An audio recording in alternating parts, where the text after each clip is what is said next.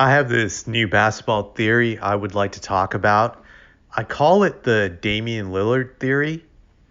So, my theory is that to win an NBA championship, you're most likely not going to win a championship when you have an undersized guard as your best player. So, this rule really extends to that if you have a player that's, I would say, below 6'5", the odds of you winning a championship are very minuscule. It's very tiny, the percentages. It usually doesn't matter how good this player is. You're just not gonna get over that hump, bearing bearing a special situation or having a stacked team. So if you go even into further detail about it, I would say that I'm just going to use the last 42 years as an example in the NBA. I can only think of there's only like a few times where a team defied this theory. It's only happened a few times. The Detroit Pistons with Isaiah Thomas in the 80s did it twice. Isaiah was only 6'1" at best. He looked like he was a legit 6'1". And then you fast forward to the 2000s, you had the Pistons, and I'm going to be very generous and just say Chauncey Billups was the best player on that '04 team that won the title, even though you could say all three or four guys were equal in their talent and skill ability, and Rasheed, Ben Wallace, him, and Rip. They were all equally as important. But I'll just say it for the sake of this, that he was their best player. And then you had Dwayne Wade in 2006 with Miami. Dwayne looks to me like he's a legit 6'4", not anything above that.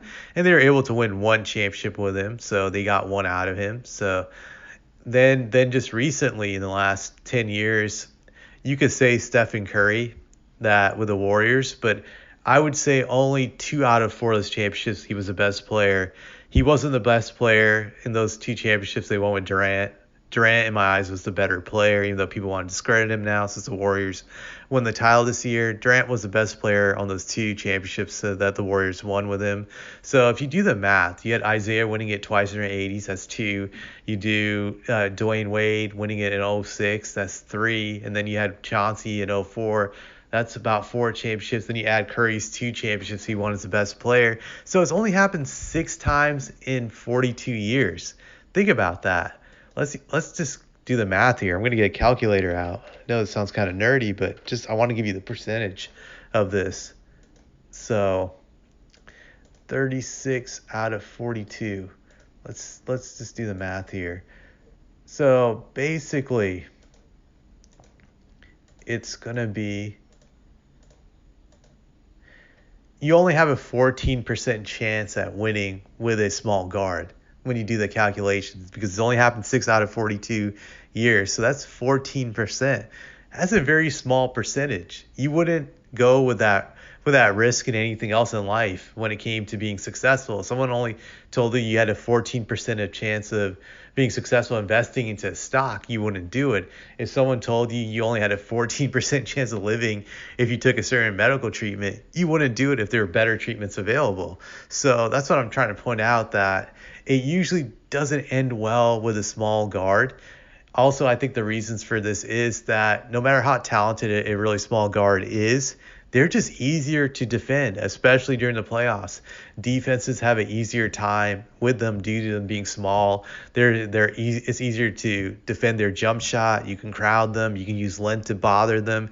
You can really key in on them, and they tend to be very inefficient. I'm looking at Damian Lillard's career field goal percentage. For his career overall from the field, he's only shot 43%.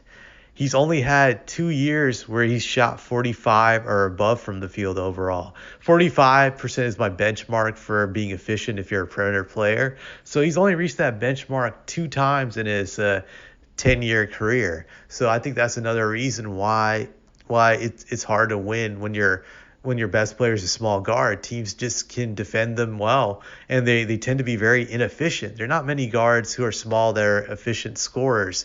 So I think that's always a recipe for disaster. It just makes it that much harder.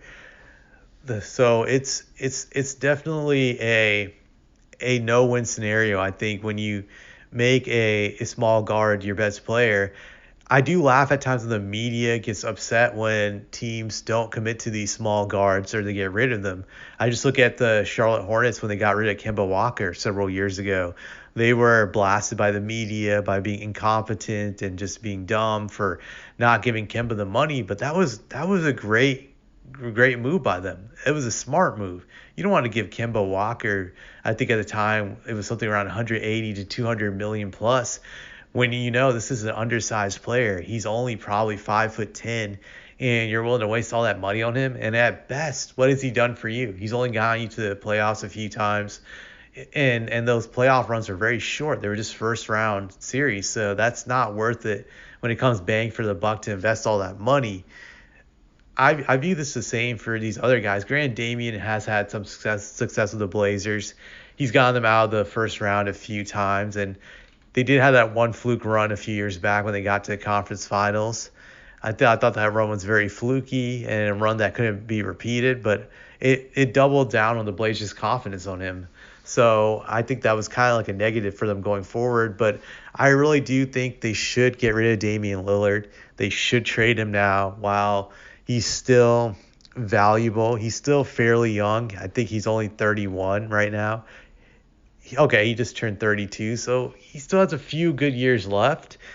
If they were smart, they would try to trade him right now. That's just my opinion, and just go for the rebuild. Granted, there might not be any great offers right now in the market, but I would wait if I was them around All-Star break and see if I could get a great player in return. Not even a great player. I would say just some draft picks, some solid young prospects, and just go from there. Really, that's what I would do if I was the Blazers. They should do it. They're just wasting their time with him. They're not going to be a contender ever with Damian Lillard at this point in time. They're going to be a lottery team heading into the season. Even beyond at best, they could probably be a first-round team. So what's the point of investing all this money in him if you're not going to get great returns? That's the way I look at it. That's just my personal opinion.